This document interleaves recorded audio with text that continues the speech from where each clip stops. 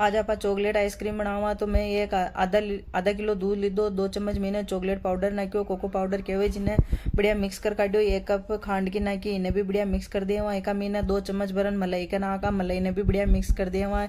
मलाई नाकबू नेम बाजार जैसी अपनी आइसक्रीम लागी और सब चीज़ा ने मिक्स कर दी दी। और गैस का ऊपर कढ़ाई मेलन, कढ़ाई का मैंने नाक दिया और बढ़िया हलाता रहे पकाता रहे। बेस अपन कहीं ने नाकनो कहीं न करनो और बढ़िया दूध जाडो है जितना अपन पकानो तो दूध अपनो बढ़िया जाडो है गयो। गैस ने बंद कर दिया। अपन अब इन्हें मिक्सी जार में नाकने एक बार बढ़िया पीस लिया।